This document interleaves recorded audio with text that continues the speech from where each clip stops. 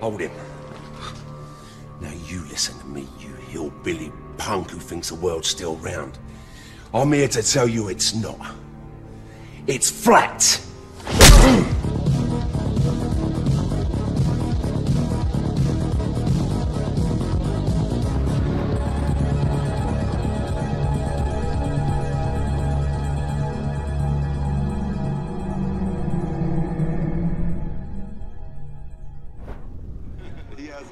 He's an interesting guy, man, and, you know, he believes it, so.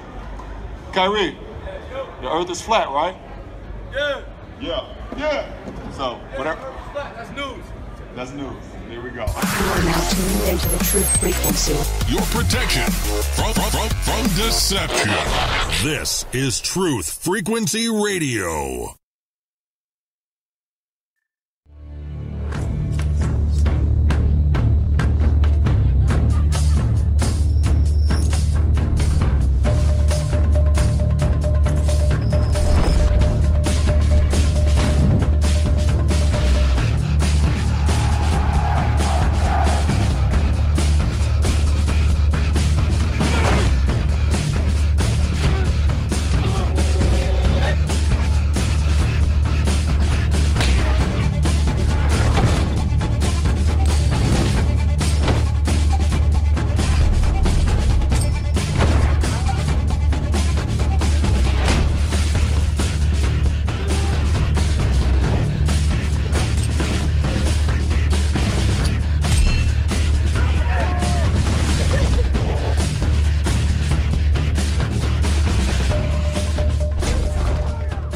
Broadcasting straight to you from a large spaceship currently at war with the mainstream scientific community.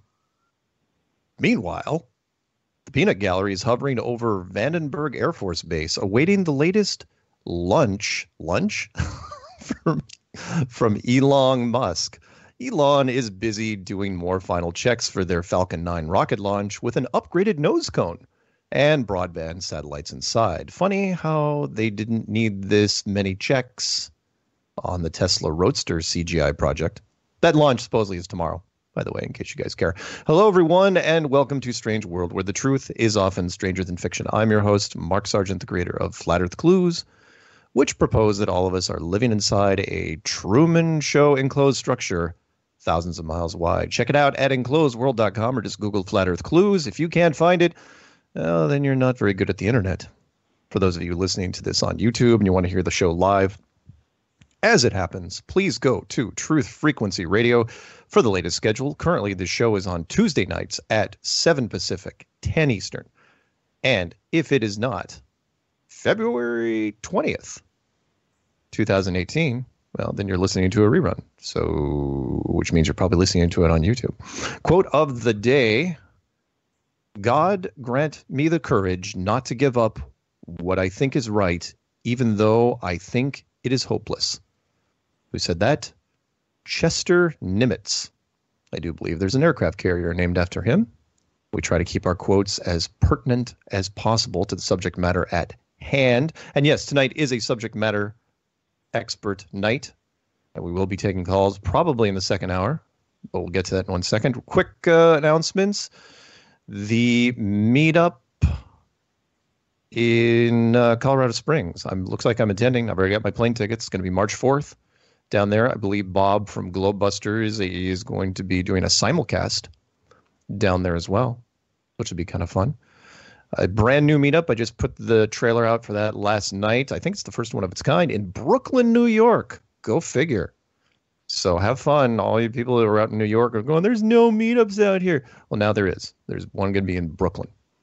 So have fun. All the details. All you have to do is you can either go to my channel or type in Flat Earth Meetup New York, and you'll find it. So have fun with that.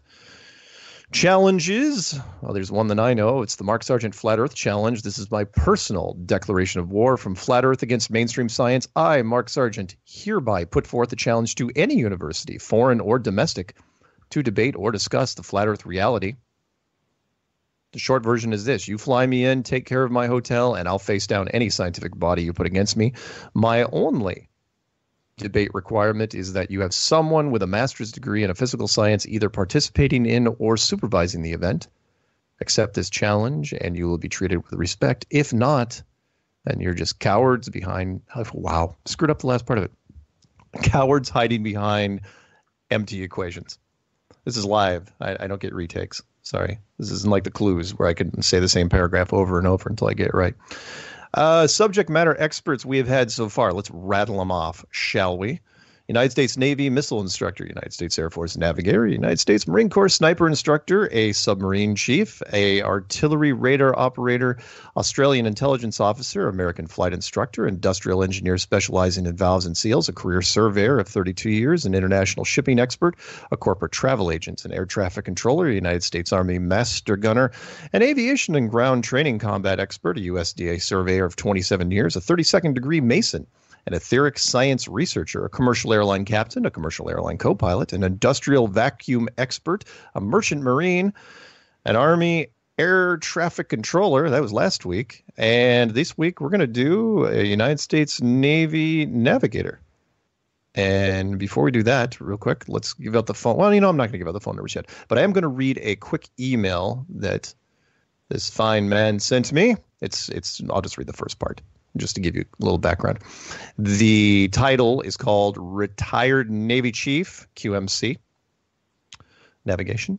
Hey, Mark, I've heard a few military guys on your show talking about flat Earth. One Air Force navigator and a sub guy. I am a retired QMC from 1981 to 2001, 20 years, which is the navigation specialty. I have sailed the following: Gulf of Mexico, Caribbean Sea, Atlantic, North Atlantic, Mediterranean, Adriatic, Suez, Red, Indian, Persian, Pacific, etc. 43 different ports of call, 5 different surface ships. I spent 75% of my sea time on the bridges of aforesaid ships. I don't think I've ever used the word aforesaid, but we're going to go with it.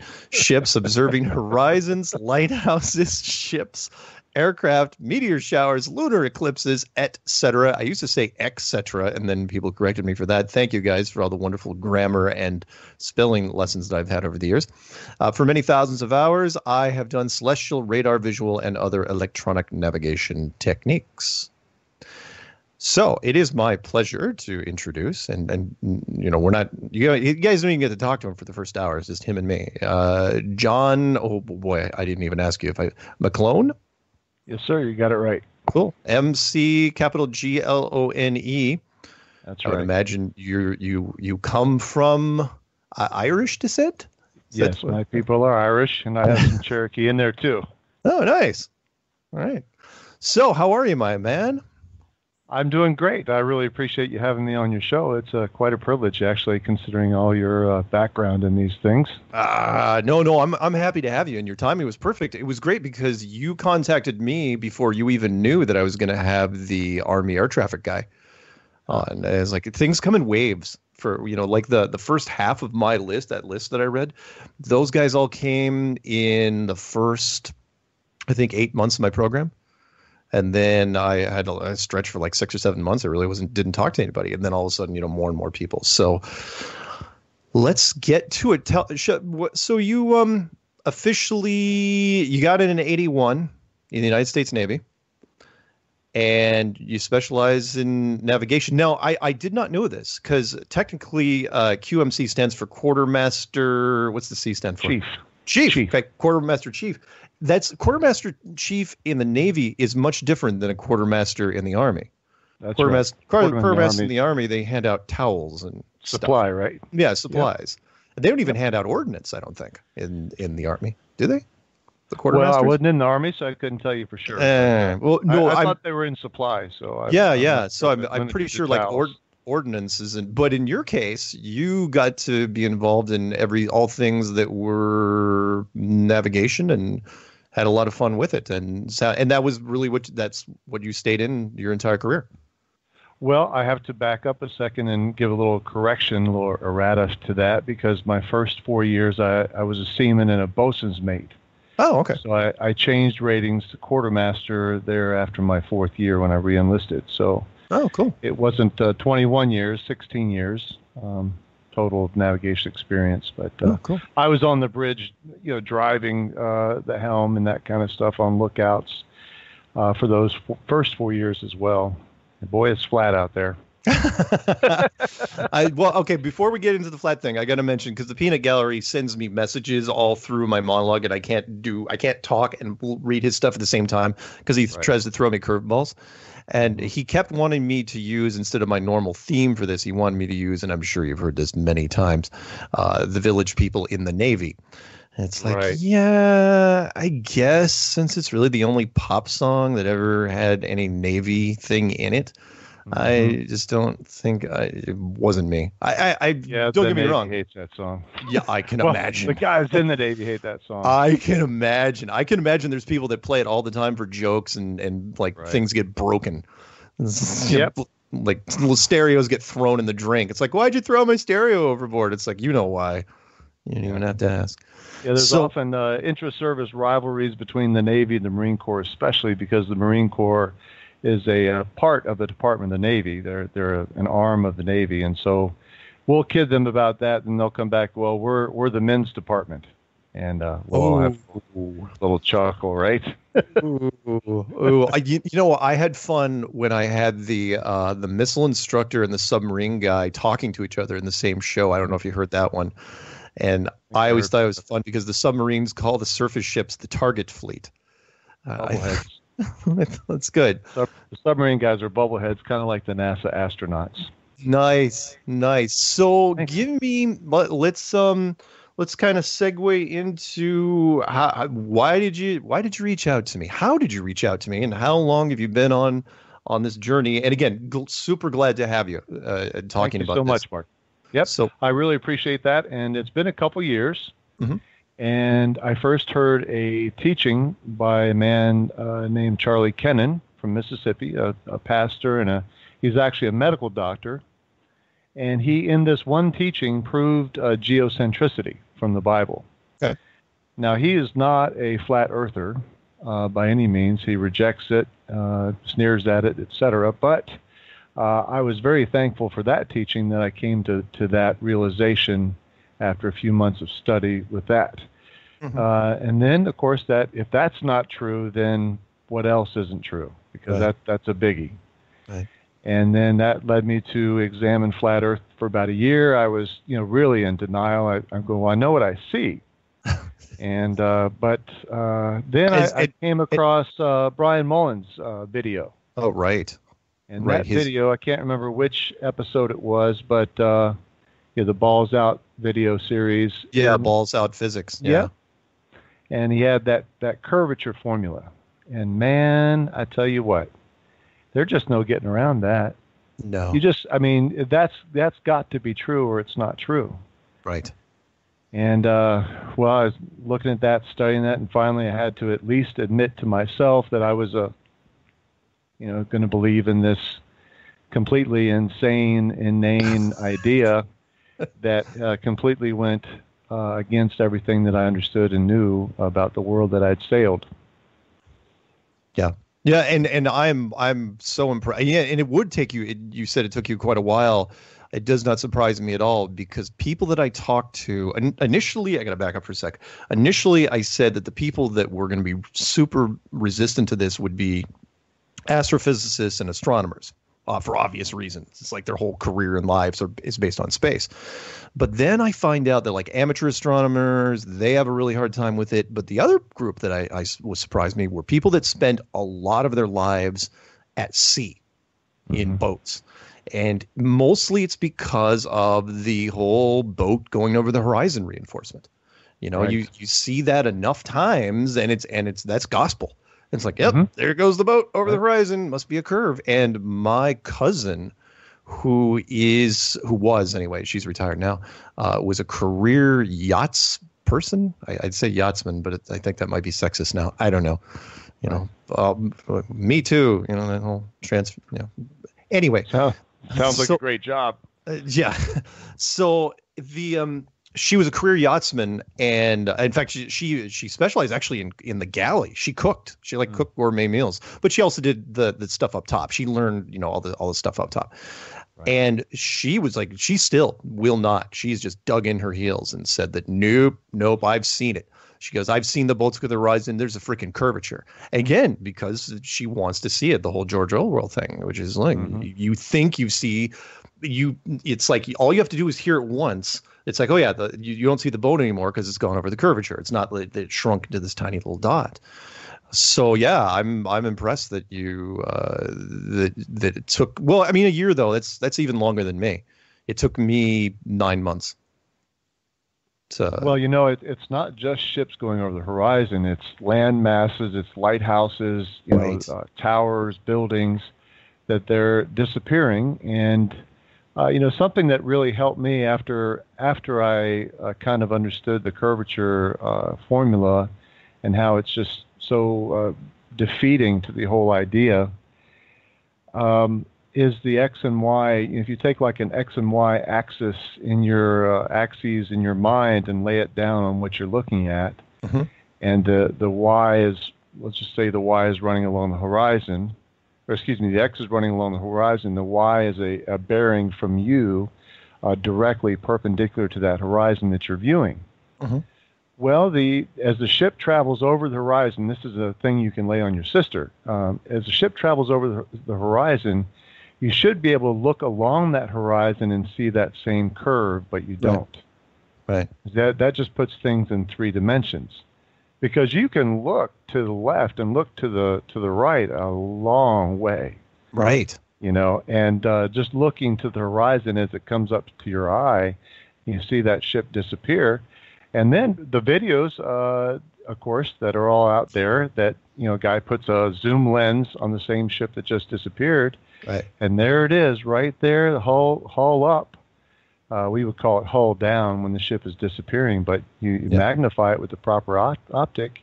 Yeah. And now you can see it perfectly clear. Yeah. And so what's causing it? What is the issue that's going on to make it disappear? Even if you have a good telescope or binoculars, it still disappears. Why?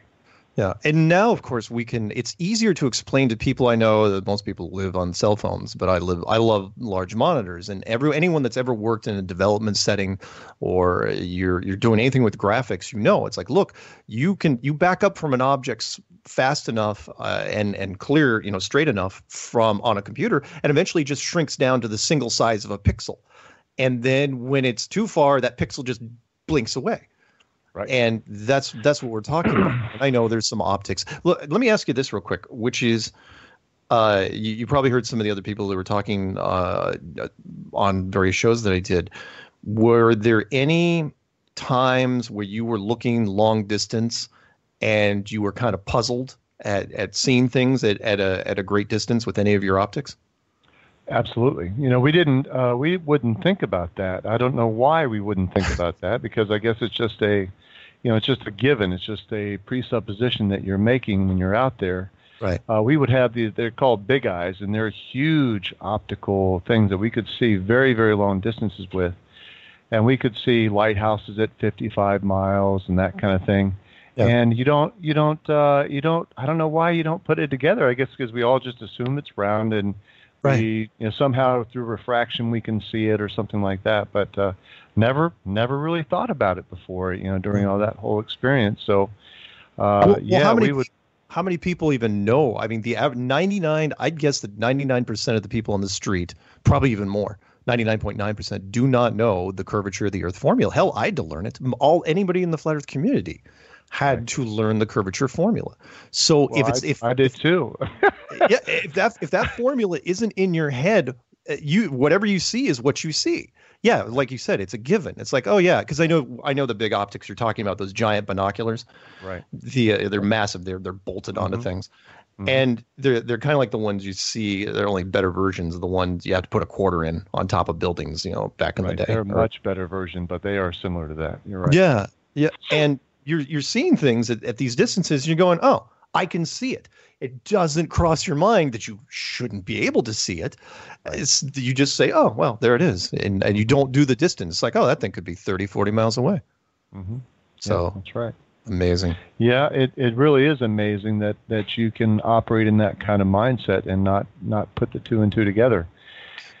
And it's such a challenge to overcome those views that you have in your mind. And the Bible says we're all like sheep. We're led astray easily. So visually, we have visual weakness, and so perception. I mean, that's perspective and perception. That's where it comes in.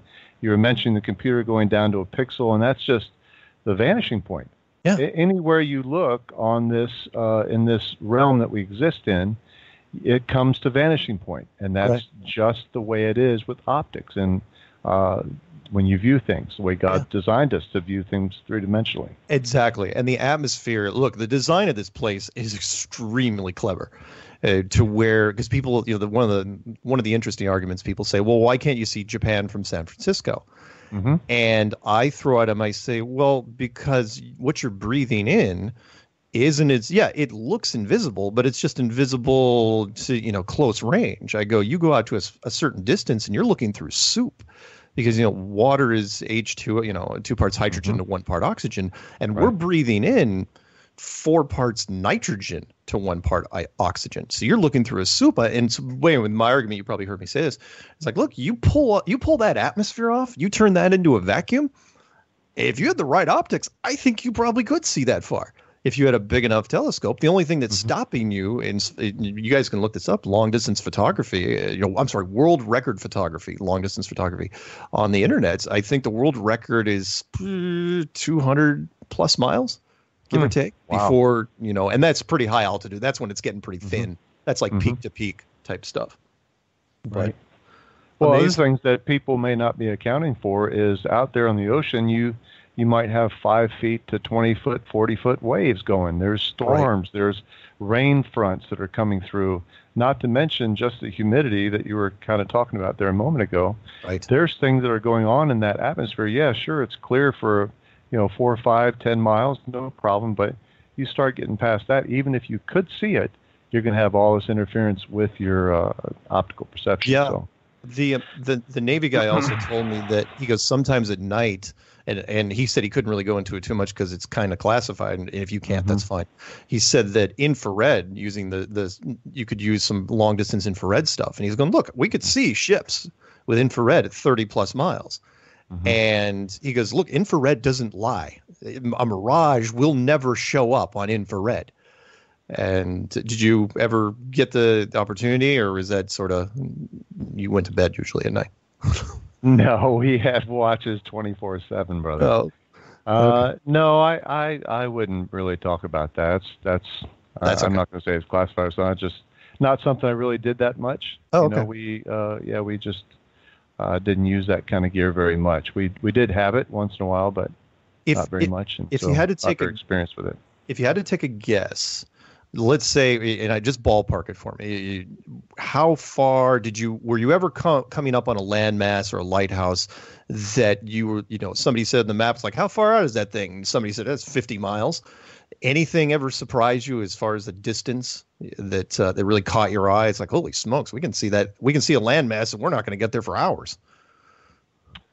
I don't know. I just can't say I can recall something like that. Again, we're not operating in those kind of suppositions. We would calculate based on the height of our bridge and the height of a lighthouse when we thought we should see it.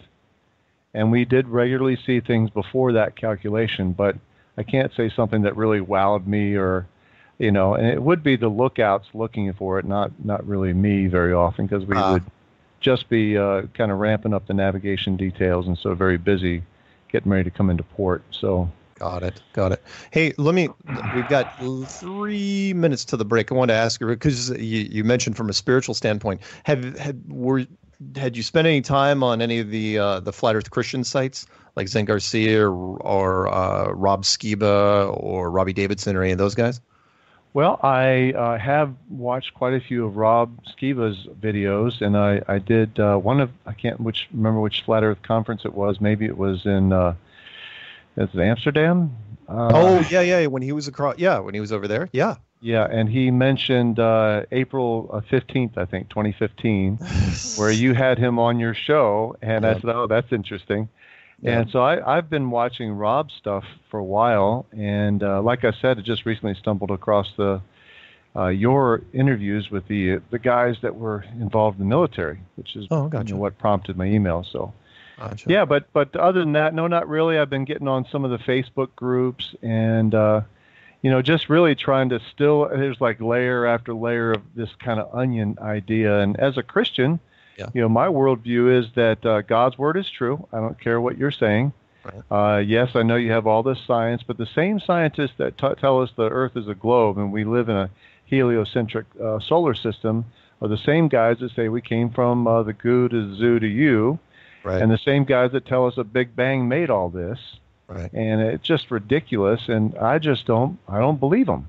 Yeah, and they're just hirelings, and they're just have a worldly philosophy that's leading most people to hell. And I tell you what, false teachers are condemned in the Bible. 2 Peter 2, the whole chapter, very condemnatory towards false teaching and false teachers. Oh, yeah. And most people think of that just in light of Christian false teachers.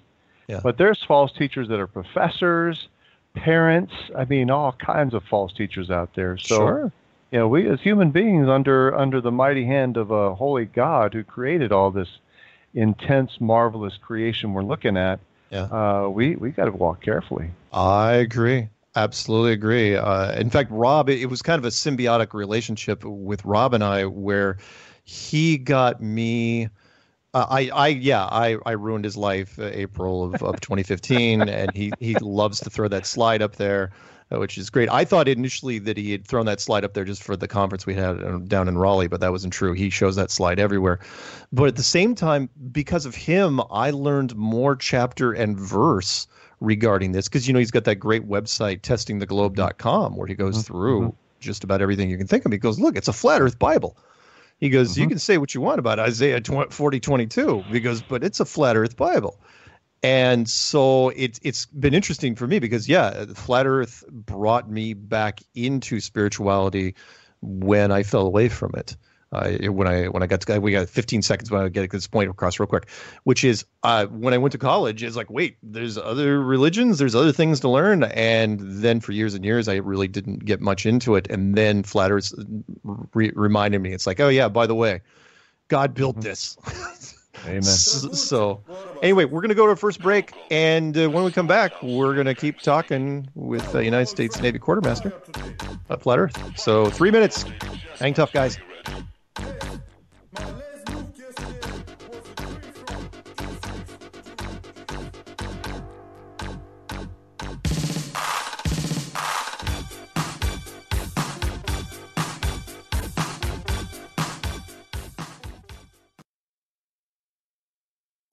You're listening to the Truth Frequency Radio Network. No hate, no hype, no fear.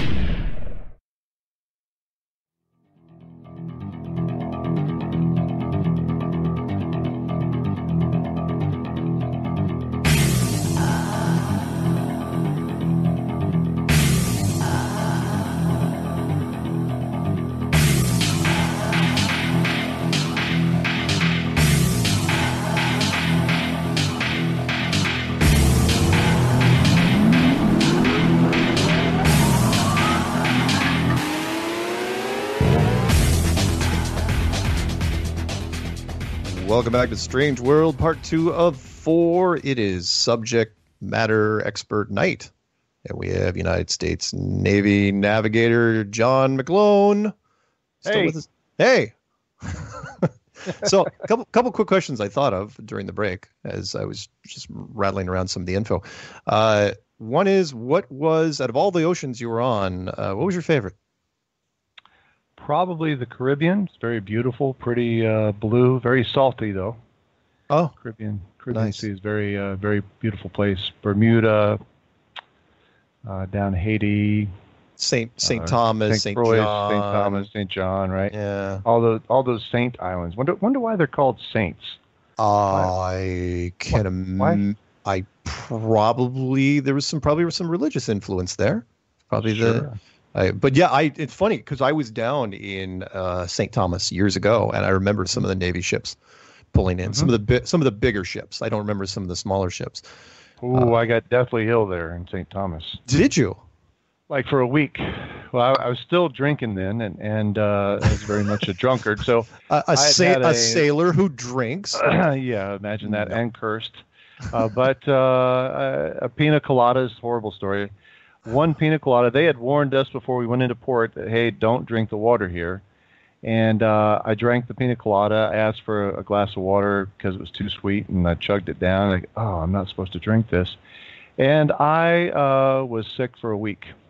Now, that is really interesting because... It was horrifying, not interesting.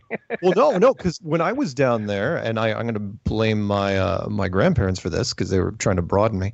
What year? We probably weren't down there. Do you remember what year that was? That would have been like 84, I think. Holy smokes. I was down there in 82. But they never told me that we couldn't drink the water. Right. It didn't even occur to me. The Peanut Gallery says most Caribbean islands were colonies of either the British or Spanish or both. Some were also colonies of French, Dutch, or Portuguese. The main influence were the British and the Spanish. That is why they have a lot of saint names. Huh.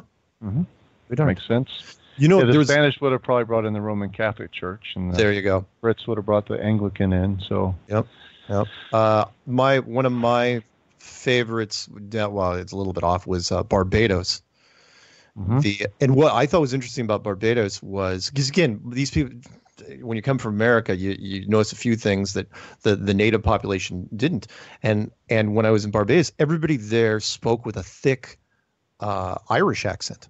And it's like, well, and I find out that Barbados had a lot of Irish colonization, but they didn't know. It's like, well, I'm not going to do an Irish accent, but it's like, what do you mean we talk Irish?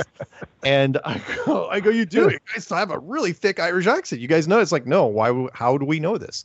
It's like, you know what? You're absolutely right. How would you know this? How many people from Ireland actually go to Barbados?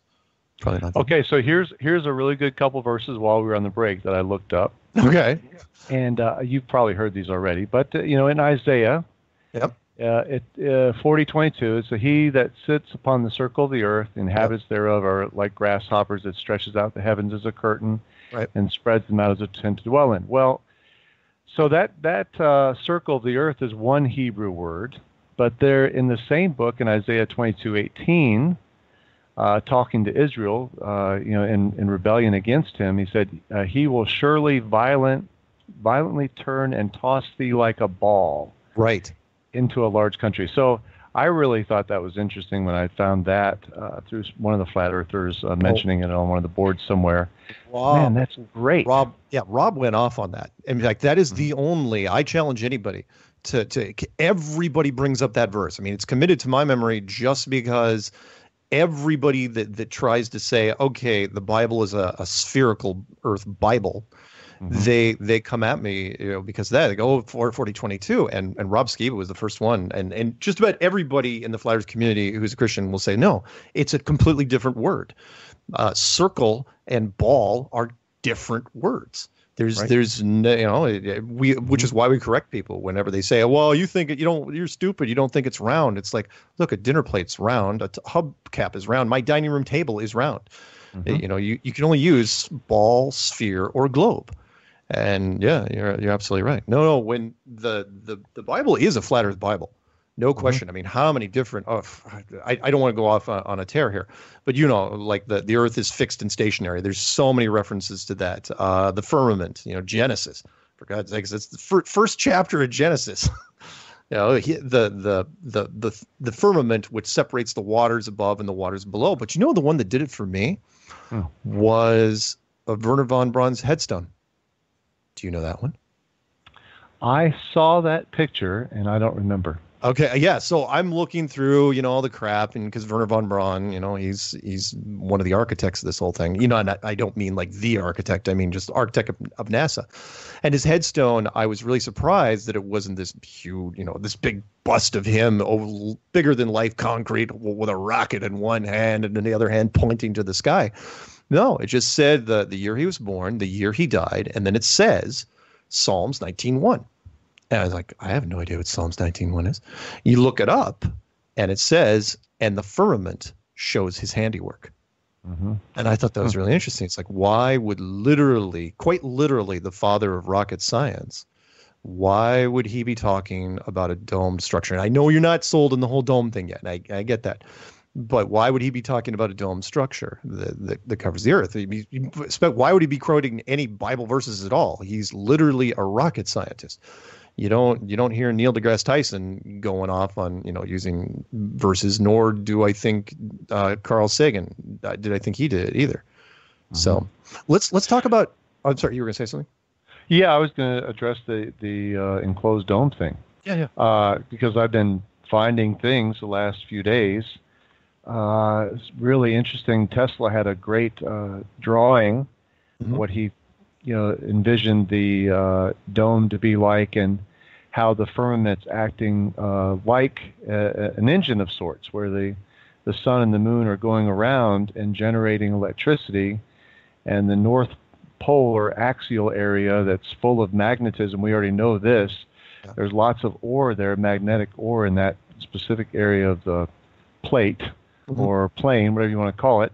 And then the salt water acts as a perfect conductor out to the ice and then up into the firmament, into the atmosphere, conducting lightning, and that's explaining where all this power is. Like we have this huge electromagnetic engine that God has put in front of us and has described in the Bible. And because we're all blinded by science from youth, from very young, especially here in America, we just don't see it. Right. And so I had found that drawing yesterday or today, I don't know which, but man, I was really encouraged with that. I said, that would be just like God. The oceans have such an amazing design to them. Two points that I just love. One, of course, is the 3% salt solution that's in the ocean, which makes it impossible for human beings to drink, but still allows life, right? And you think, okay, why is that important? It's important because you can't drink what you're sailing on or motoring over, and you think, okay, why? Because most of your early exploration missions, in fact, even some of your modern missions, it depends on how much fresh water you have on board. If you run out of fresh water, you're screwed. And how much, explorers would be able to go way, way further. You reduce ship exploration by 95%. That's me ballparking it, because, and I'm sure there's some horrible tales, which we'll never know of ships that just ran out of water and you didn't know what to do. The other part, which you just mentioned, which I love, again, the average person doesn't know, is that a 3% salt solution allows for a massive increase in the conduction of electricity. And that's what this picture details, is the pole, the axis is acting as an anode. The ice edge is acting as a cathode up to the firmament, which goes up to the generator, which is the moon and the sun above the anode. Nice. And so that electrolyte solution of salt water, 3%, I think you said, and I'm not sure what it is, but that's a fantastic design, and Tesla is saying this over 120 years ago. Yeah. Why? I've heard of Tesla before, but never really studied him very seriously, because he was mocked, and but he's not one of the big name guys. And here we've got a roadster on its way to Mars, named after him. Oh, don't really? You're gonna bring that up? Really? Oh, you had to go there. I had to go there. Yeah, Tesla. And when I get to Colorado Springs for the meetup in a couple of weeks, I may just have to use that as my top talking point, because I don't know when I'm going to get this out of my system. It was so blatantly horrible that I'm starting to think now that it was done deliberately to break the suspension of disbelief temporarily with people, meaning the default reaction to that stupid profile shot of the car and mannequin astronaut in front of the Earth was so it seemed like such a fake image. You've heard me say this, where we nowadays, because of Photoshop, it's been around for 20-something years, people get Photoshopped images sent to them all the time, usually with cats or some weird space scene or whatever. We've all had weird space ones, moon things. And so when people got this in the mail, it's like, oh, yeah, by the way, Tesla sent a rover to space. Everyone's first impression, they saw the picture, they go, haha, mildly funny. It's like, but I mean, a 12-year-old that's halfway good with paint could have made that image. It was that easy to make. And then everyone did the same thing. It's like, wait, that's on the news right now. That's actually supposedly happening right now. And Elon, what did Elon say? He says it looks so fake it has to be real or something. I will say this one verbatim. It's real because it looks so fake. I've never heard that quote used before in my life. And what he meant was, the man should not be put in front of a freaking microphone ever. He every time he opens his mouth, he just says the most ridiculous things. But what he meant to say was that, it's surreal. That's the word he should have used. It's like, it looks surreal, doesn't it? No, it's like, no, it's real because it looks so fake. It's like, don't tell people that it looks so fake. That's not what you want to tell people, because people are already thinking this in the back of their heads. Every conspiracy guy out there looked at this thing going, ooh, this is some bad stuff. I mean, and I'll develop this theory as time goes on, but it was like they were allowing SpaceX to fake space on the cheap, meaning forget about the NASA stuff. Let's see what SpaceX can do on a budget, and it's like, okay, first test, two inanimate objects, car and a mannequin, go. Right. And it's like, and they put, and this is what they're showing. And we're going, ooh, boy. It's like, I'm sure you've seen this, Mark, but when you look at the video carefully after the supposed separation from the primary booster, you can see when they're showing the Earth pass by the Tesla Roadster, right? Yeah. And you'll see the shadows, right? Right. But if those shadows in that, because it keeps showing it back and forth, it's like, okay, so this guy is cartwheeling through space. What is he doing exactly? Right. I mean, you would suppose that he would be trajected, and he would be on you might have a camera in front, and you got the Earth behind as he boils away from the Earth. Yeah. But he's just spinning. I mean, is anybody else catching that? I mean, I absolutely caught it. In fact, there were so many layers of badness to this that we were having a hard time even figuring out where to start. It's like, okay, order of importance alphabetically. Where do we go? But I will say this: they did do one thing very, very well, and that was they had one of the finest usages of misdirection I've ever seen. Which was, and you'll know what I'm talking about here, which is they spent, the rocket goes up, right? And then the three boosters pop off, and two supposedly landed at Kennedy right next to each other, because that's what you would do. And I knew exactly why. It's like, okay, I get why you're going to land the two boosters next to each other, because otherwise it's going to confuse the audience. If you land one here and another one 5 miles away, remember, you got to think for the audience. This is filmmaking 101. And if you don't do that, people are going, okay, which booster am I looking at? Did that one just land? Is that a repeat of the one we just saw? You land them both in one frame. That way no one's confused, right? And then the third one supposedly goes off in the ocean and crashes, right? And then you can see the producer in the trailer going, okay, booster one, booster two, go to the raft, the drone boat raft thing. It's like, okay, kill that screen and car. And all of a sudden you saw this wonderful profile shot of the car in front of the Earth. What everybody missed was what you just said, the main rocket with that wonderful capsule that splits in half down the middle, releasing the car and should be tumbling back. That's your money shot right there is you remember there's three cameras on the car, one facing the driver, one facing the driver from the side, and one in the headrest facing forward. You should have had the one from the driver looking there. So then you have that wonderful split down the middle. You see the from white the interior. That's right. Yep, From the interior of the missile head or rocket head. Yeah, you should have, and that was your shot, and it wasn't there. In fact, they went through all three of those camera angles, and you never saw the main Falcon rocket. You never saw it, and everyone, including me, just glossed over it. Everyone was picking apart everything else, and you forgot the big thing, which was, oh yeah, they never showed how the capsule got there. All you was like, okay, it pops off, and it's like, there's the Earth.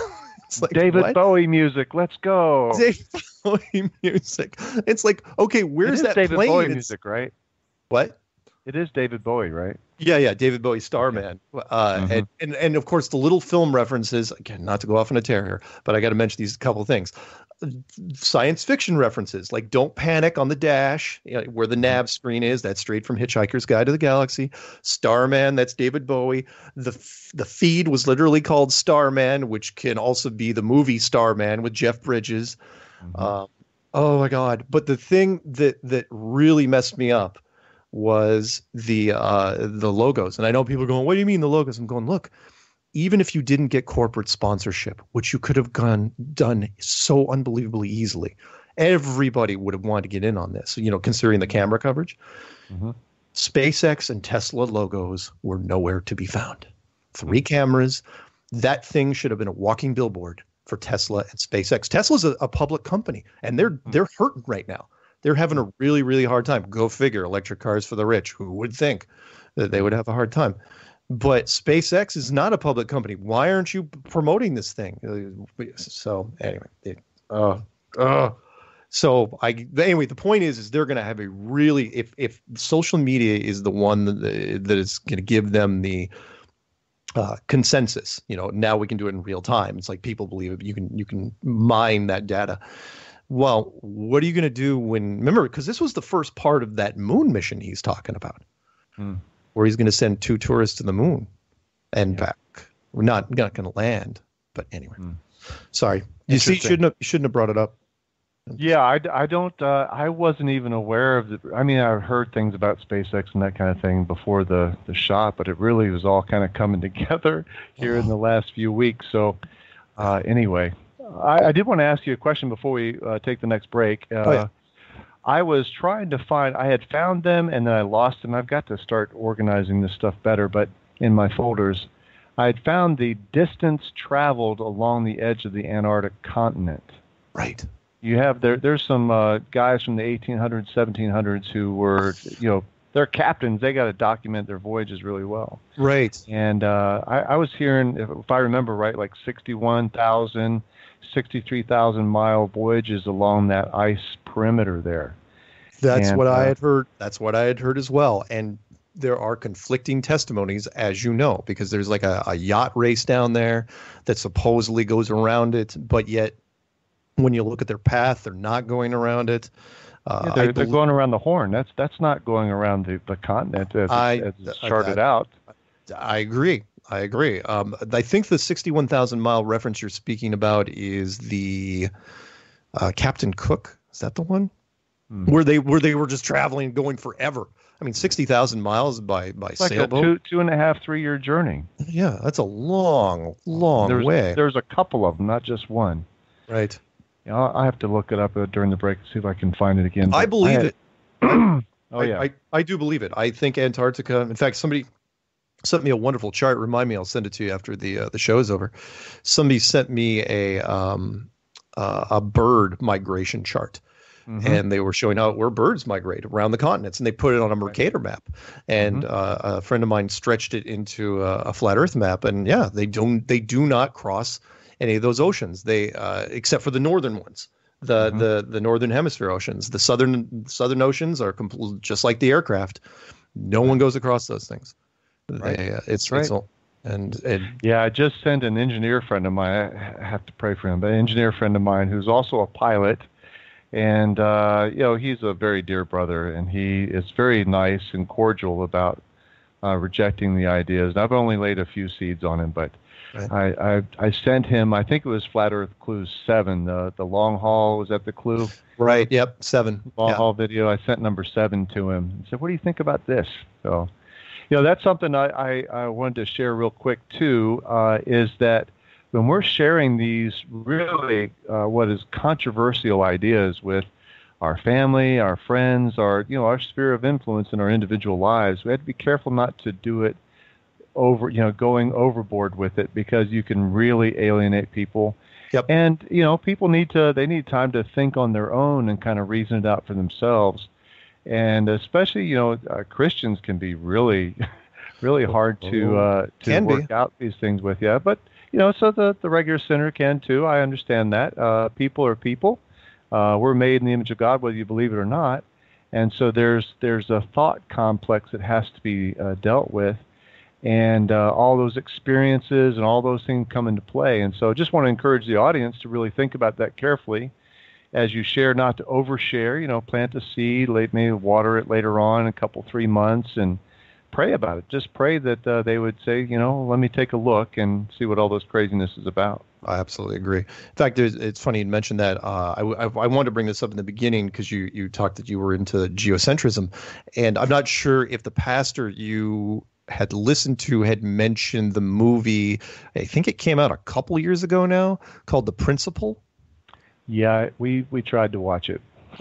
Okay.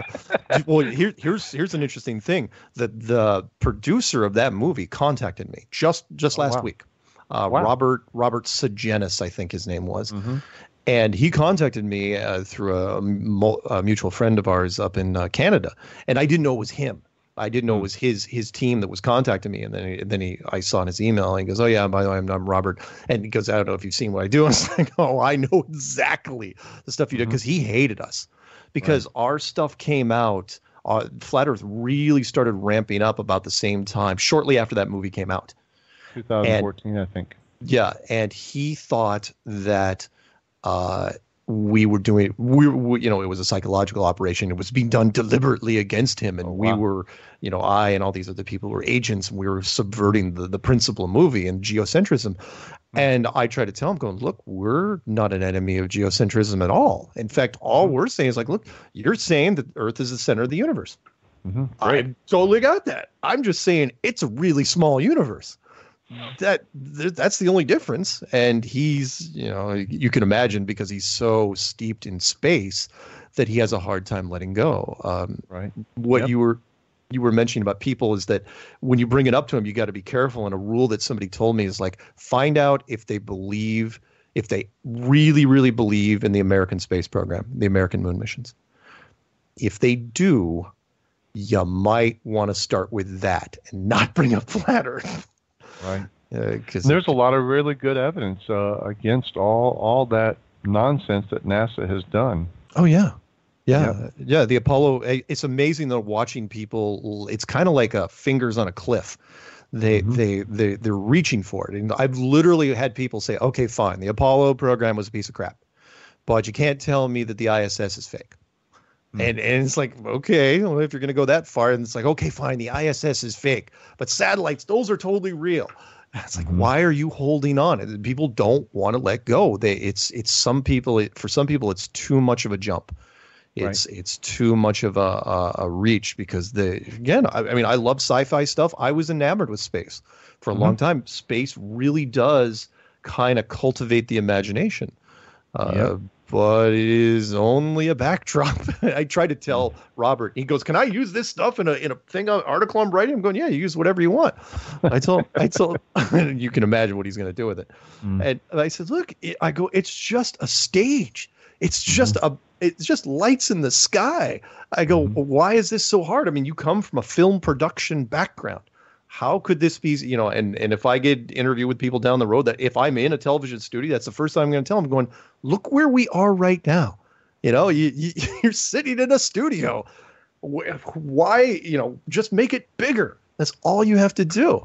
And then I'm hoping there's like, oh yeah, I see. It's like, why didn't you get that? Anyway. I was so thankful for what's his name, Samuel Robotham. Am I pronouncing that right? Yeah, Robotham. Yeah, sure. Yep, zetetic philosophy, zetetic science. What you and people haven't heard of this idea of zetetic philosophy and science, where I'm going to look at, record, observe what I can actually, whatever's provable to me here, right here, what I can see and observe. That's my science, and I don't try to add hypotheses and theories. I just look at it and say, okay, that's what I can prove, and that's all I'm going to believe right now. And there, I could postulate, but I'm not going to make it a doctrine until I know I can make it a doctrine. Nice. And so, perfect timing, by the way, because the music's going to cue, and we got 3 minutes. When we come back, I got calls on the line. You want to take some? Sure. Cool. All right. We'll be back, guys.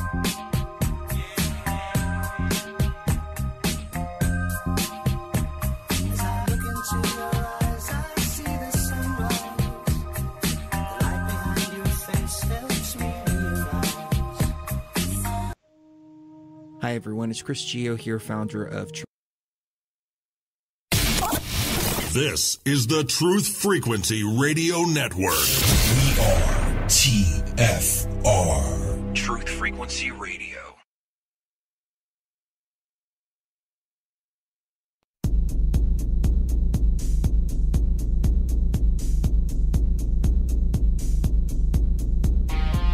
Major Kong.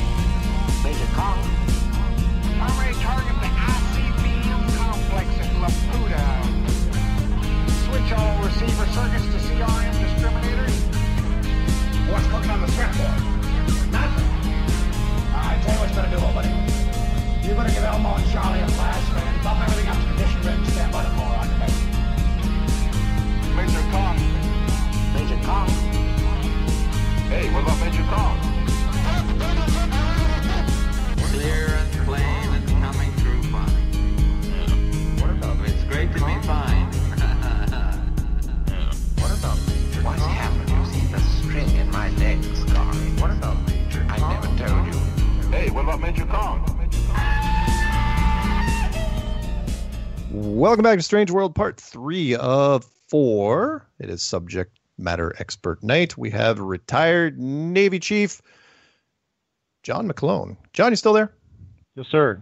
Cool. Hey, just for the trolls that are out there, in case they ever ask, you were on how many? Five different ships. 5. Yep. Can you name not the names of the ships? I mean, if you want, you can. But can you name the types of ships? Sure. The USS Simon Lake, it's a submarine tender. Mm-hmm. USS Briscoe, it's a destroyer out of Norfolk at the time that I was stationed there. And I'm sorry, let me go back to the subtender, was in Kings Bay, Georgia. Mm-hmm. All right.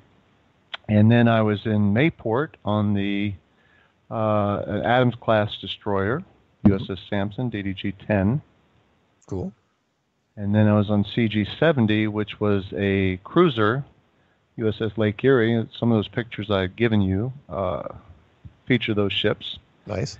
And I was in the pre-commissioning unit there in Bath, Maine, where we built it, then sailed it around through the Panama Canal to Hawaii, where we were home ported, where I met my bride 21 years ago.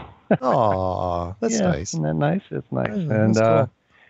Anyway, so and then my last ship was in New Jersey at the weapons station there, and so that was USS Detroit. Cool. Was there any ship you liked more than others, and if so, why? Well, I suppose the Lake Erie was a really good ship because it was like brand new. Had that new ship smell. Yeah, that new ship smell. Yeah. But of course, problems go with new things. So, but it was interesting to build it and get it going and stuff. But one of my favorite ships was the last ship that I was on, was the ammunition oiler. Carried 1 million gallons of aviation fuel and diesel fuel marine and all kinds of bullets and missiles. And we were doing underway replenishments all the time for the fleet with the carrier and the different destroyers and cruisers. And it was just a really interesting ship. I mean, it was kind of people don't esteem it. They'd rather be on the big warships and that kind of thing. But those ships can't operate. Even the troops off of them can't operate without the bullets and beans. And so I really had a good time with that ship because we were able to take it into the shipyard in Philly and update it. The Navy was in a bad place. Their new supply ships weren't able to carry enough gear, enough bullets and beans and fuel, and so the old AOEs were trying to take up the slack, but there weren't enough of them. So instead of scrapping it, they said, well, let's refurbish it. And so we were able to go in there and tear out all the old stuff and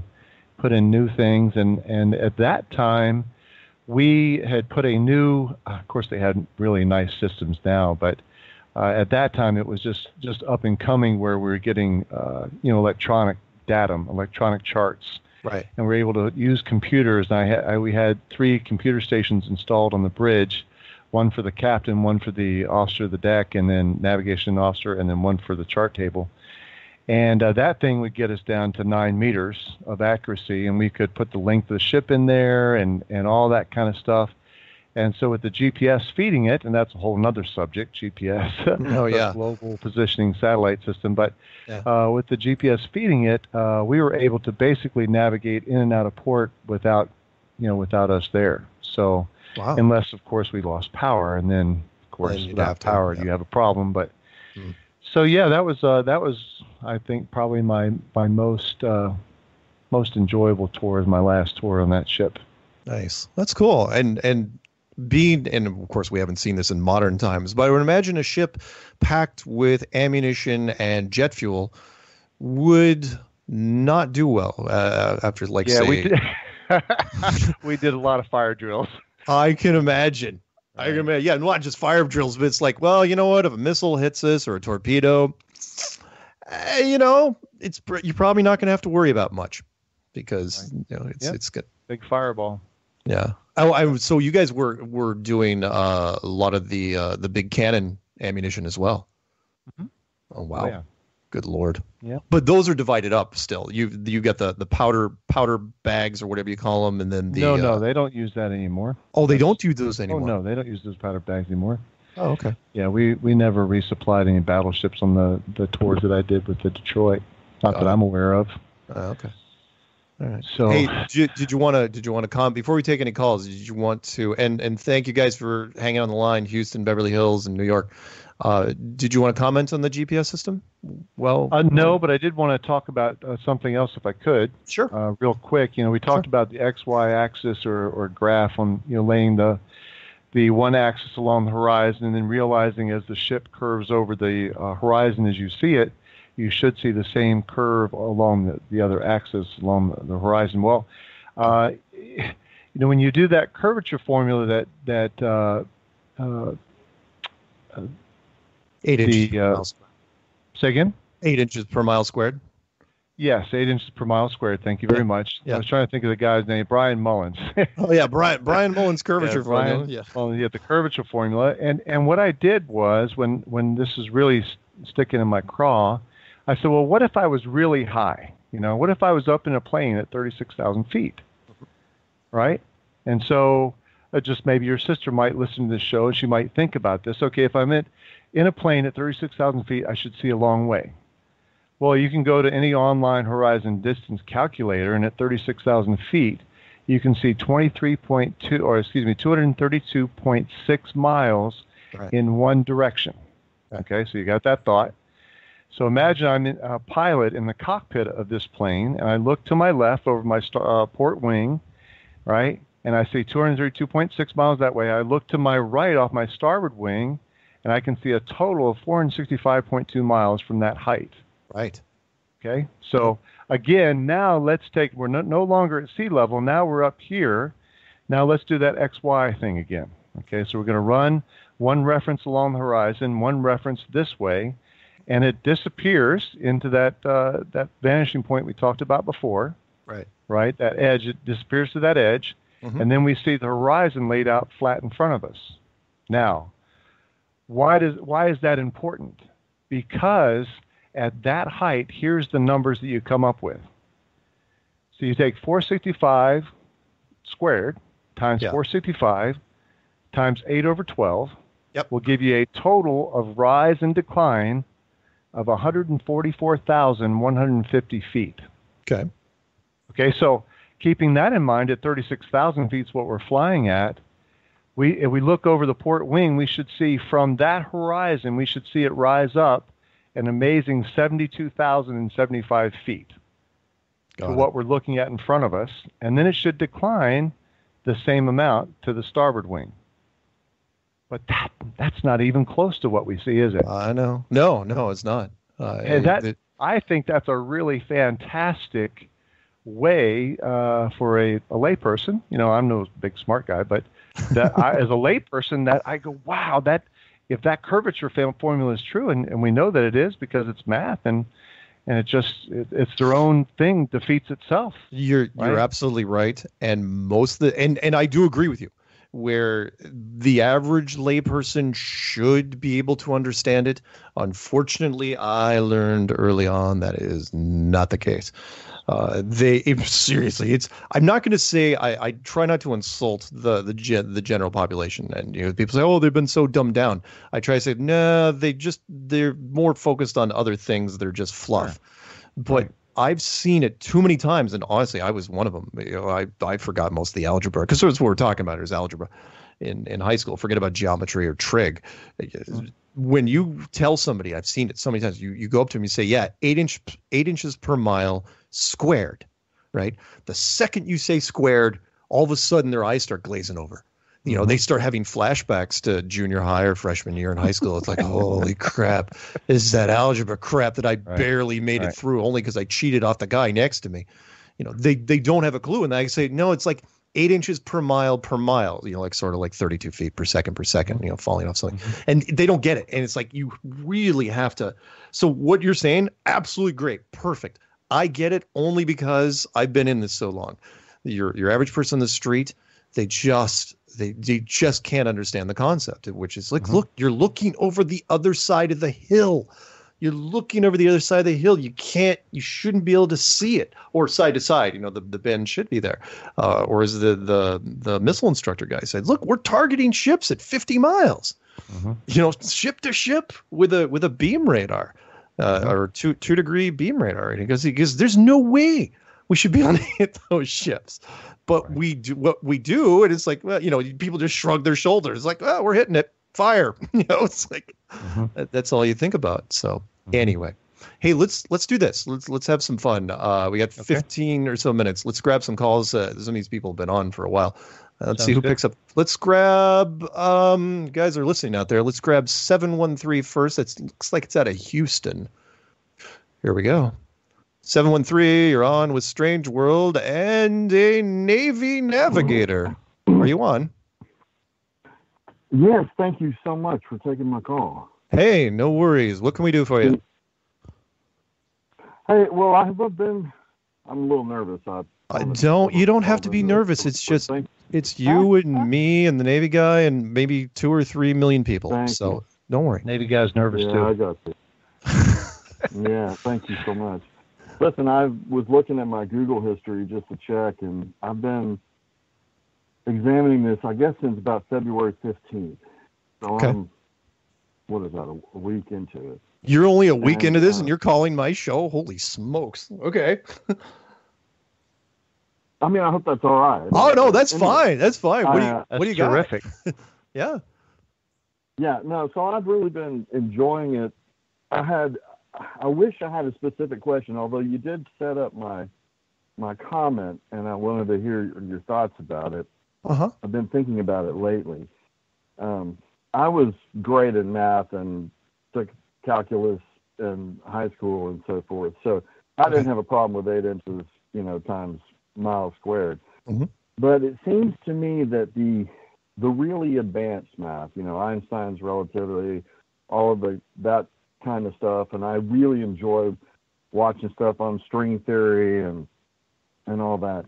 It seems to me that advanced math has become the Latin, and those people who can chalk out these long formulas have become the high priest. Yes. Relative to the Dark Ages. Yep. And I love that our guest is, or your guest is, we're able to discuss things out of the Bible. We were able to do that because of Martin Luther, who, took that Septuagint Latin Bible that, no one, you can't, if you have a question, you can't even talk to a priest about the scriptures because it's in a language you don't understand. Right. And so it seems to me that where I find the miles squared times 8 inches divided by 12, that's pretty straightforward for me. I understand it's not for everybody. I get that. Right. But it seems to me that when I'm looking on the boards or I'm watching stuff, I'm really looking forward to the time when we get some people who are very confident in high math. I really don't want to go back to calculus and differentiation and integration and start working through all that stuff and trying to master that material. So I'm looking forward to that. I had two other quick things. Sure. I think I can get them under 30 seconds. Okay, go. I noticed there's some questions about the flat Earth maps. Some of the guys that I've watched that are flat earthers are we're not yet satisfied with the standard maps. One gentleman showed his, and his idea was just that the sun progresses from east to west, and then as soon as it hits that west point, it just slaps right back over to the east. I didn't have a problem with that. That works fine with quantum mechanics. It doesn't have to travel the intervening space. It just goes from one state to the next. That seemed fine to me. Mm-hmm. I don't know if you're following me, if that makes sense. No, I do. Yep. Okay, good. And then it seemed to me on the theatrical front and the Photoshop front, I've watched a lot of videos about, these cosmos kinds of things, and all their equipment seems to show them are these red shift distances. Right. None of their equipment that they're looking at all these stars and all this universe with, none of it shows, like you said once, I believe, on one of your videos or one of your podcasts that I get through YouTube, Mark, about nothing on film. Right. And so it seems to me that this all this advanced science, this advanced math, mm-hmm. what they're calling it science. It's just advanced math. It's all theoretical. Right. They've not been out there. They've not seen it. They've not been out there. Just as like the evolutionary model, it's just a model. No one's been there at the beginning. Yep. And I had two questions. I know you got a call. That's okay. Go ahead. What do you got? The thing I'm really interested in is I would like to see. I'm pretty much on board. I've been telling my friends just, hey, what's been really fun for me lately? I've been watching all this stuff on the flat Earth, and it's just amazing the questions that they have, and that's the way I've been approaching. I bet. But I'd be interested in seeing and maybe it's out there. Like I said, I've been on this for a week, but debunking the debunkers. Yeah. You see the flat Earth community will raise something, and then these other people come with a debunk, but there's not, like in a good debate, you have a debate, and then one side makes their opening statement, and the next side makes their opening statement, and then you have some rebuttals. Right. And I'd like to see that. I don't know if that's possible. And then the last thing about this curvature of the Earth, and this one, and I think I'm done. I thank you. You're so patient. That's all right. Go. What you got? All these things. That's right. On the curvature of the Earth, it's amazing to me that the sun travels 93 million miles. Right. And then it hits this 3959 radius. Yeah. And where it happens to hit that 3959 radius makes a huge difference between whether it's hot or cold. Yeah. Yeah. I don't get that. And that's where I feel like we really need some advanced math guys, because how do you go back at somebody and say, explain to me how come it's cold in the North Pole? Right. I don't get how it's cold in the North Pole and hot at the equator. That's only 0.0004 something. That's less than. You're absolutely right. There's a tiny difference in percentage. And let me answer this. And unfortunately, I got to go on to another call. I can generalize a lot of what you're saying here with a Nikola Tesla quote, if you haven't already heard it, which is, and I'm going to probably butcher part of it here, which is he said that science has gotten to a point where they're just stacking equations on top of equations on top of equations, not ever revisiting the foundation, to where you get up so high with foundations that it's just meaningless. It's just gibberish. because nobody's going back to the core and nobody's rechecking anything. Everybody just says, well, the second floor looks good. Let's go on to the third floor. Well, the third floor looks good. Nobody revisits the lower floors. And you're right. They postulate and they postulate. They're not out there.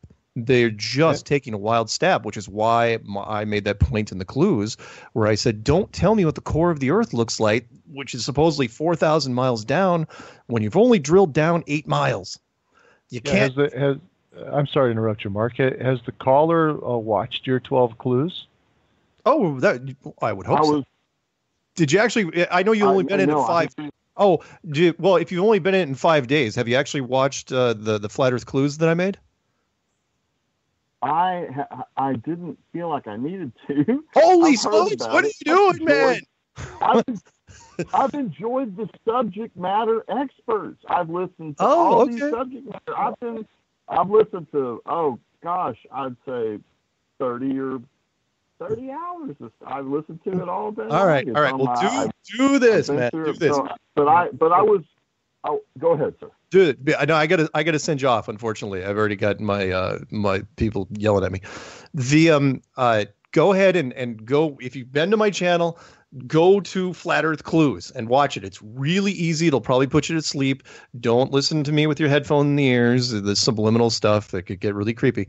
But listen to the clues and watch. And if you want to have some fun, go into something called the Flat Earth Shortlist for New People. It's not my stuff. It's a collection of all the best intro stuff that's out there. And we'll go from there. But anyway, I got to let you go. Thank you. Thank you for all your questions and comments. First time, you did great. You didn't sound nervous at all. Thank you so much. Hey, have a good one. I'll see you. All right, let's jump right over to... Boy, calls are jumping around. I do not know why. Let's go to Cleveland, Ohio. Cleveland, Ohio, 216. You are on with Strange World. What's going on? Cleveland. Oh, don't do the rookie mistake and have me unmute. Because rookie mistakes, you hate to see it. Hello? Is this Cleveland? Oh, it's John. Oh, John, you're messing with me? Seriously? Wow, that's awesome. That's really great. All right, we're going to put Cleveland back on mute. Sorry if wherever you are, you're in the bathroom or eating pizza or something. Let's pick up Middletown, New York. Ohio. No, New York. Okay. New York, are you there? Hey, yes, I'm here.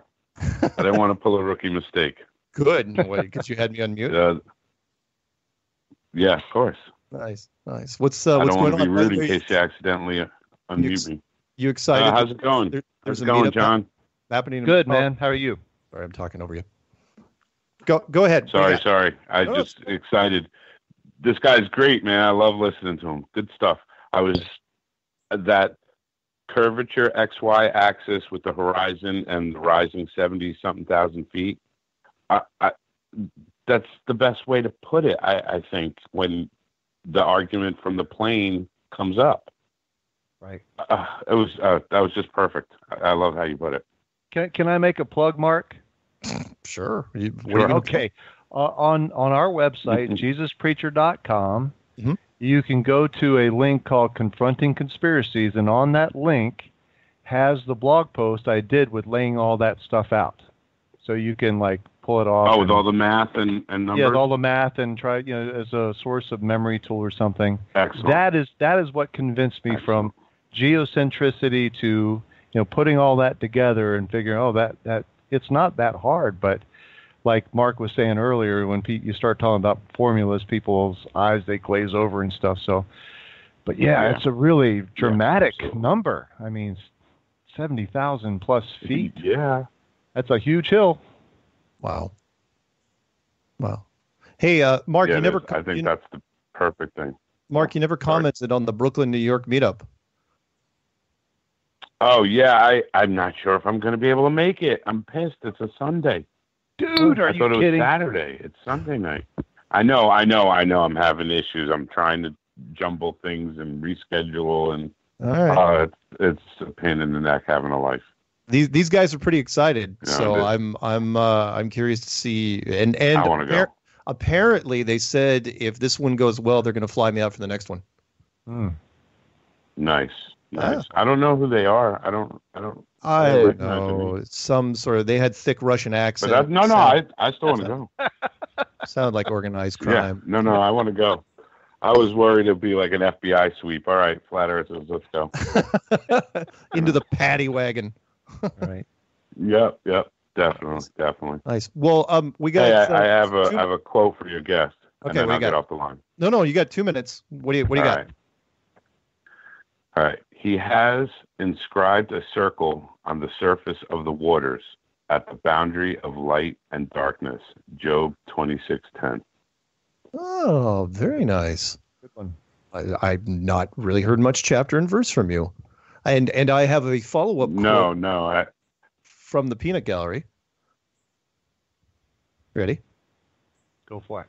The whole educational and professional training system is a very elaborate filter, which just weeds out people who are too independent and who think for themselves and who don't know how to be submissive and so on, because they're dysfunctional to the institutions. And that's Noam Chomsky. It's not chapter and verse. Sure. I don't get. You are dysfunctional to the system. Are you? That's good. That's a good one. Yeah. Awesome. Thanks for taking my call. Happy Great to do show. If you could go a little more back into the XY axis a little bit more, because I missed part of it. My connection crapped out. But that was seriously. Awesome. Well, I'm going to go get that information. You can always listen to it later, eh? Yeah, I was about to say I'm putting this thing up like tonight. Yeah, I know. That's true. All right. I'll do that. I'm sorry. Hey, can you repeat that last part? Yeah, I'll do it. It's a live show. We don't really repeat things. Gotcha. We don't have time for mistakes. That's my fault. Rookie mistake. Hate to see it. Oh no. That's not a mistake, but it's a good question. Good, anyway, man. good one, man. Alrighty. Thanks a lot. Bye-bye. Have a good one, John. You too, bro. All right. We are going into our last break. And when we come back, it'll be your last chance to call. And holy smokes, we got a lot of calls out there. So we will try to pick them up as fast as we can when we come back. All right. Where's the music? Did you hear any music? No, sir. There we go. There's music. All right. 3 minutes. Coming right back. Check wallet for his name. His face is in the muck. I think his zipper's stuck.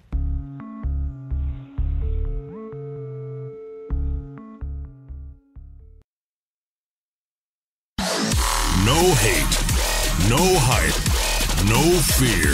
We are TFR, your protection from deception.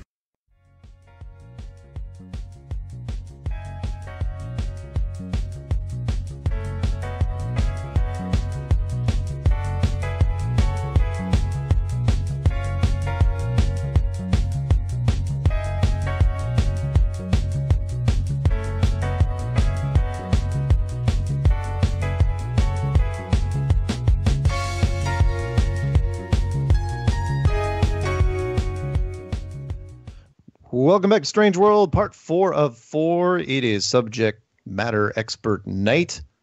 And we have a United States Navy navigator with us. And, oh yeah, by the way, before I bring in, that was Joe Jackson stepping out from his album, Night and Day. That's me being a disc jockey for like 2 seconds. I have to do that like every time. I don't know why I had to do it. And people call me out if I don't say it. I've been caught like once or twice or a few times. You know, I get distracted. Anyway, we're taking calls. I haven't even given out the call. This is how you know the show is going well. I have not given out the number, and there's still calls. Hey, can I make a quick point before we take another call? Sure. What do you got?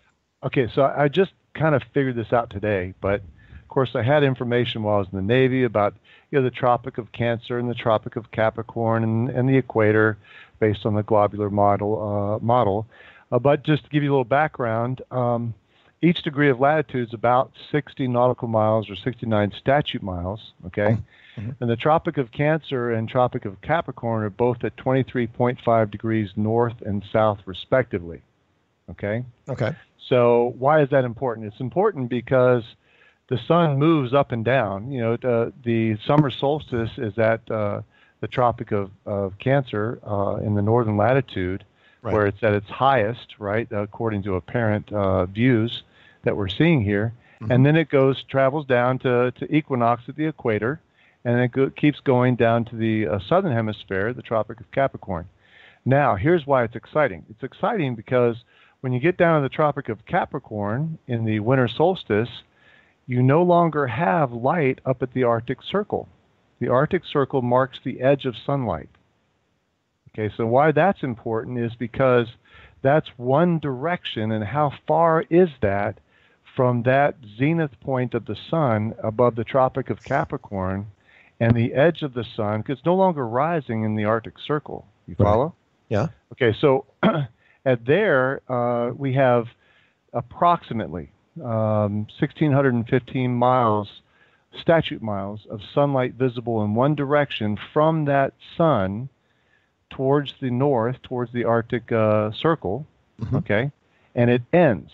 Okay, what does that mean? Well, what that means is one side of the light path of the sun as it moves around the plate is the path would be 3,230 statute miles of visible sunlight as it moves around. You know, the caller before was asking about how's it moving around. Well, it's in a circuit. And the Bible says the sun and the moon are in circuits in the heavens. And so it's moving in this circuit, whatever that works out to be. Right. But we know that the miles of visible sunlight path would be 3,230 miles. Okay. Interesting, huh? That is interesting. Yeah. It's good. You're actually more of a three-dimensional thinker than you give yourself credit. Not that smart. Okay. That's right. Who's the next caller? Oh, next caller. Yeah, we won't dwell. I am smart, SMRT. Number is 213-233-3998. That is 213-233-3998 or 720-897-6111. The old number works just as well.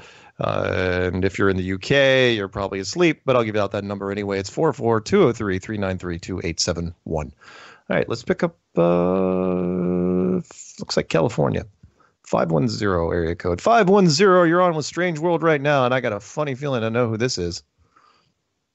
You better believe it, Pittsburgh. Let's go. Pittsburgh, California, the impossible city.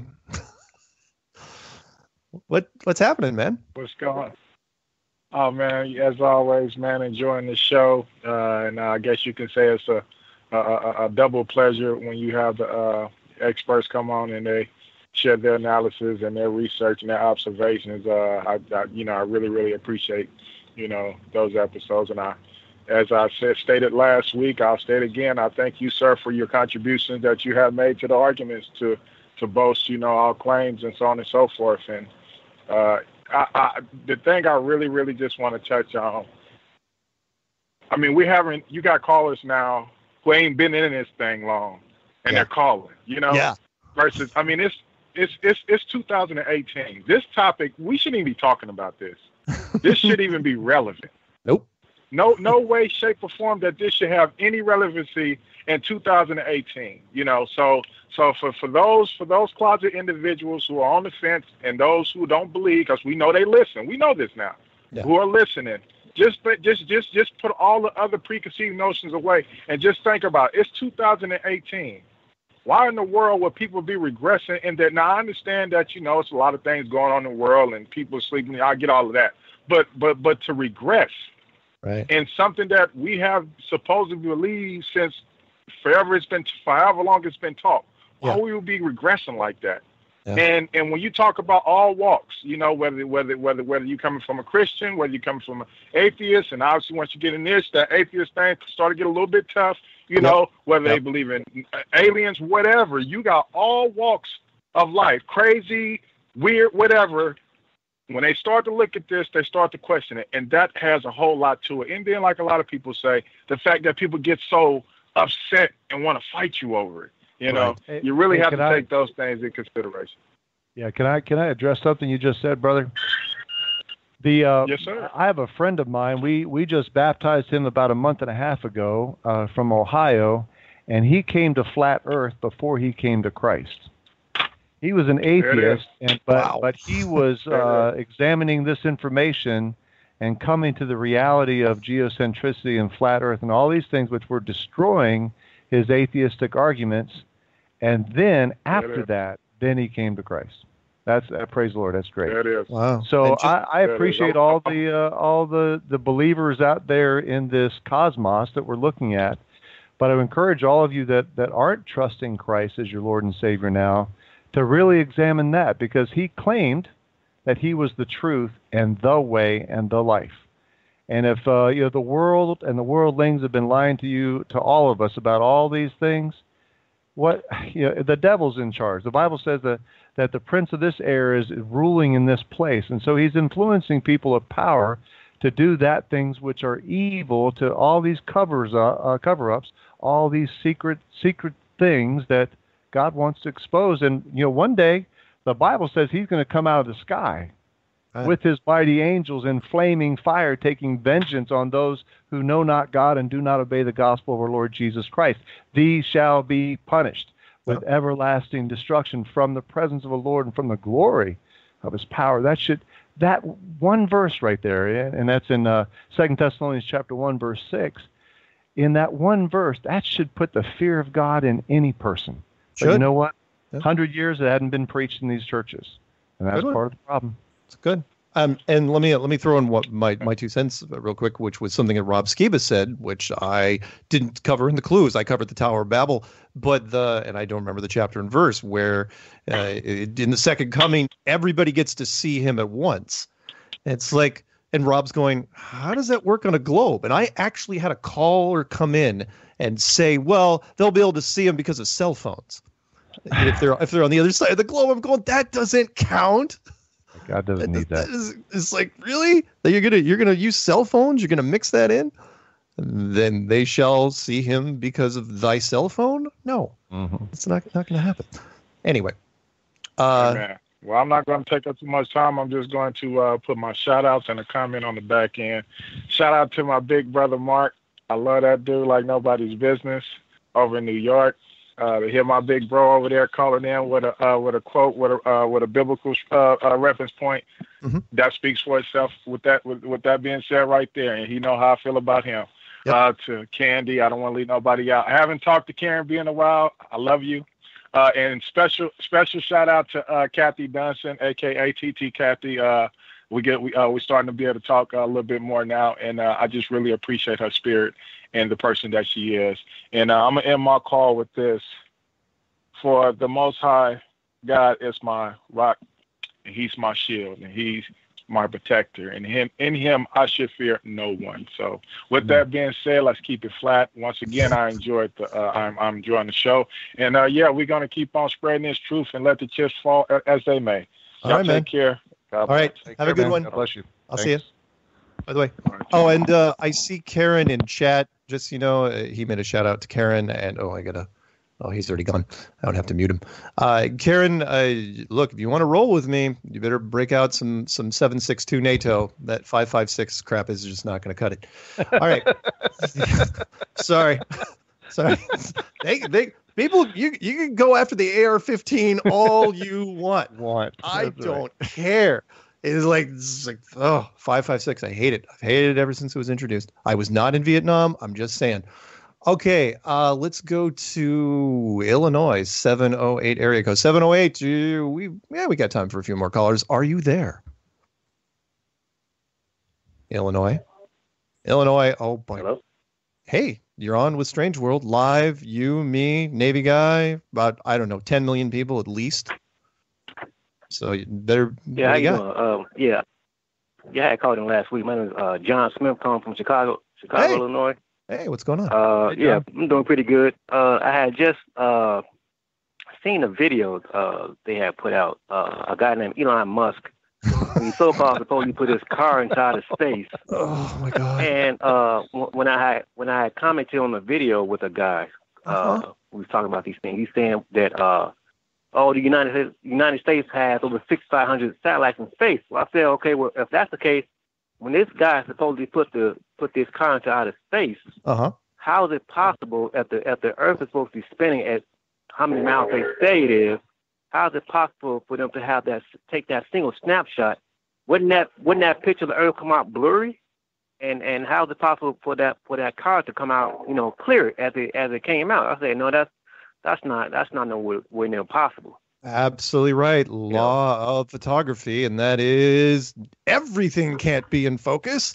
Not if they're at multiple distances. You're absolutely right. That, and of course, the thousands and thousands of satellites, and that's polished aluminum, folks. And that's really, really reflective, which means you should see these little glimmers and little flashes, like you can see planes. I mean, planes at 5-10 miles up, they, when the ones with not much paint on them, they're very, very bright. And we're talking looking through atmosphere, down there. I'm sorry, down on Earth, up there, circling the globe. Supposedly, you should be able to see satellites from a long, long way away. So no, there wasn't a single mention of anyone seeing anything. And by the way, not to go off on a tear here, because I'm trying to do something different, because I already went on a rant with John for a while on this, which is the ISS turned off. The International Space Station, if you believe that, turned off their feed. They went blue screen for the entire Tesla launch.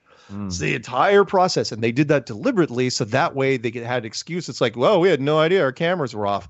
That way you couldn't say, well, didn't the ISS see everything that was happening? Don't you have any footage? Nope, I got nothing. Why wouldn't they want it? That's really, it begs the question, why wouldn't they want that dramatic shot from outer space or the upper atmosphere? You're going to go down that road? Okay. No, I don't need to. No, I know. Let me throw this in. This is for the caller. I gotta. There's so many things about SpaceX. It's a conflict of interest. Where did SpaceX take off and land from? Kennedy. That's a government facility. You're going, well, the United States government helped him out. It's like, why would they be helping him at all? It's a complete competition. You got to remember that NASA is awarded based on, it's a government contract of $20 billion a year. You don't want SpaceX showing them up, because the next thing you know, and it sounds deliberate to me, all of a sudden next thing you know, you've got congressional hearings going, well, maybe we should give some of these funds to SpaceX. Instead of $20 billion a year, we'll give you $15 billion a year. NASA wants no part of that. And the first rule of government spending is spend your budget and destroy the competition. Helping SpaceX? It's like, oh yeah, you could use our launch pads. What? Yeah, I might be mistaken, Mark, but I thought he did get some grants from the government. He did, but most of okay, he got them. I'm sure it's nothing compared to NASA. Well, he did get upwards of $5 billion, but it was spread out over multiple states. Billion? $5 billion. Yeah. It was a combination of the solar panel company that he does and the green, because he's doing Tesla. He got a huge government thing for you doing Tesla cars, even though it's a public company and it's going under, and this other crap. But yeah, I'm sorry, using the Kennedy Center, because NASA's nice guys. Come on. It's a bunch of crap. You would never want, especially since he says, oh yeah, I can use rockets to do it on the cheap. It only cost me $80 million a launch. They're doing it deliberately so that they can use SpaceX as the fall guy. Right. Yeah. That's and SpaceX apparently wanted to distance themselves as well, because they wouldn't even show their own logos on that big hype machine that they did, which was the car in space. I'm sorry, caller. I didn't even really give you a chance to talk. Was there anything else? I'm learning. One more thing. Had you ever heard of there's a guy by the name of William Warren, and he wrote a book called Paradise Found. Humankind Came from the North. He wrote that book back in the late 1800s. And in that book, he found scientific evidence that all human races of creed and kind came from the North Pole. They all say the same damn thing. We all come from the North Pole. They know what's there, and there's no denying it. And then one more thing, it's been scientifically proven that the oldest civilization that's been here the longest are the Pygmy people. And I found out that through Josephus, Jewish historian writer, during that time frame, he witnessed what Christ looked like. Because in today's modern day society, they have him as a white man, but Josephus lived and he's seen what he looked like. And when I was doing the adding this stuff up, I said, you know what, that makes a lot of sense. If they're saying like, okay, well, we know that Santa Claus is not real, it's not real, and he says he has these L's. Where the hell where are you talking about these L's? Where are these L's coming from? He's talking about the pygmy people. So Josephus says that when he seen Jesus Christ, he said that Jesus Christ was 3 cubits tall. That's damn near a pygmy. He was 3 cubits tall, dark skin. He had a panaculus long face, and he had curly braided hair. So normal. If you had told me that 3 years ago, I would have said get out the front door. But since Flat Earth, which kind of leads into what John was saying, that the guy went to Flat Earth first. Now that the Flat Earth has opened my mind to pretty much anything, it's like, you know what? I'm not going to shoot you down. I may disagree with you, but it's not bad. And by the way, the North Pole thing, again, wouldn't surprise me because it kind of dovetails into the whole Richard Byrd Journey to the Center of the Earth 1926 expedition. So interesting. So anyway, thank you very much. So if you want, if you want the reference for that book, it's called the Messiah Jesus and John the Baptist, and they give you Christ. His mother was a pygmy. Pygmy people, small people. So I've heard. They're small. They ain't giants, that's for sure. They ain't big. You believe in giants, right? You believe the giants in the Bible, don't you? Yeah, the Nephilim, those tall, like when I look at the basketball players, like look how tall these dudes are. They're 7, 8 feet tall. Okay, they're shorties. All right, man. I gotta let you go. I gotta pick up some more calls, but thank you so much for calling in. Okay. All right. Okay, no problem. All right. Before I pick up this next call, I you know what? I'm not going to go off on the Goliath thing because that's a whole nother thing for another time. We just don't have the time. I think that the whole David and Goliath story, I think David cheated. I don't think it was just a rock. I think he had something else. But I don't want to really get into it too much. Slingshot's one thing, but Goliath was big.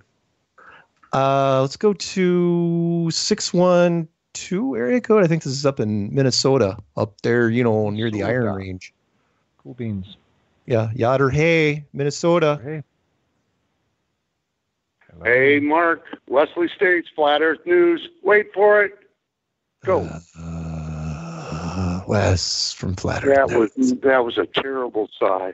I need to copy the sigh that Skype does. That's a much better sigh. Anyhow, how are you doing? And hello to the expert, John. Hey, John. Yeah. Yep. Is it John or Josh? John. I'm doing good. It is John. Okay. Great, Wes from Flat Earth News is actually podcasting from the cafeteria of the local penitentiary. Pretty sure. Actually, guess what? I am now a full-time resident. Right on. Yeah. Good for you. You got to have goals. Yeah, you got it. So anyhow, I'm in an area where nobody is, so that's the only reason why I hung on the phone as long as I did. Normally I'd be working, doing something else. Right. But anywho, the Elon Musk quote that he threw out. Right. And you had said you've never heard anybody else. Well, you know what? Somebody has come close, and that was Neil deGrasse Tyson saying science is always right, whether you believe it or not. Now, I know that one is arrogant and one is just backwards. Yeah, thank you thank you, by the way, for touching on that sore subject. Yeah. Can I address that? Can I address that issue, Mark? Yeah, go ahead. Yeah, the word science, for all the listeners out, the word science means knowledge. And so we all should be seeking knowledge.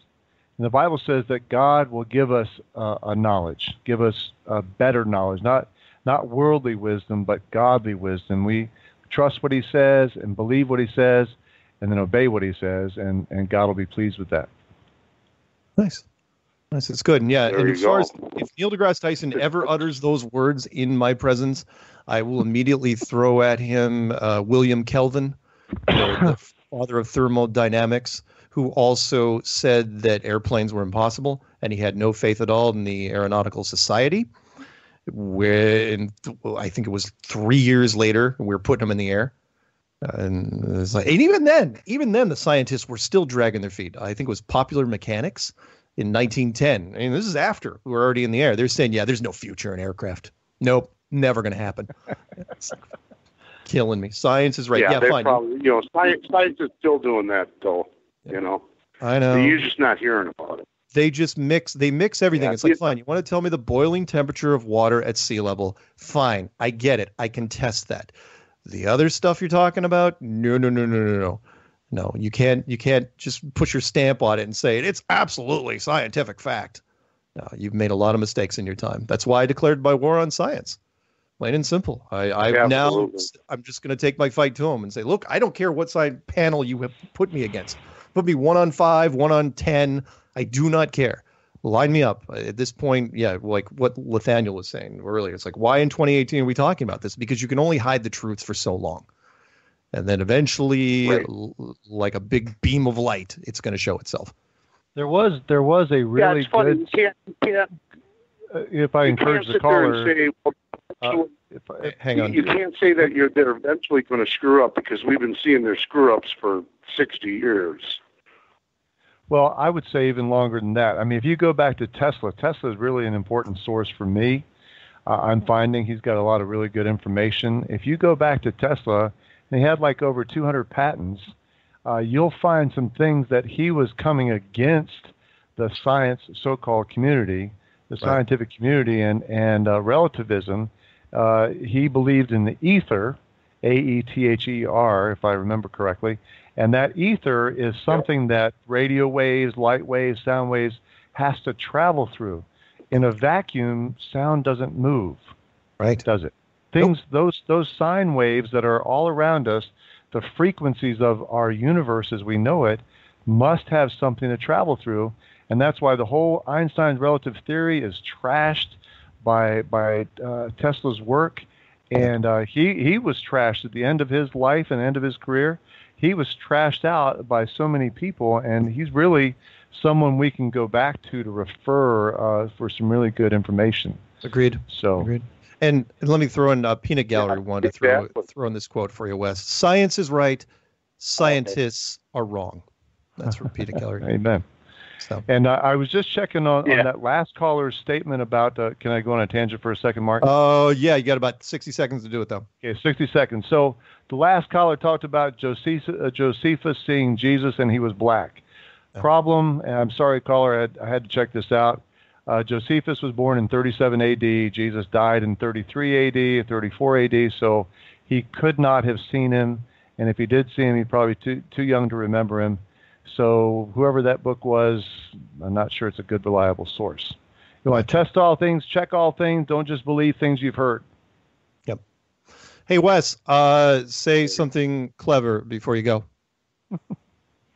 Okay, really quick. I could be your next expert of nothingness. I think it would be a great show. I'll talk about nothing. Okay, all right. That's it. That's actually really good, considering I put you on the spot there. Thanks, Sven. Yeah, all right. Have a good one. Okay, and nice bye-bye. meeting you, John. Nice to meet you, too. Bye.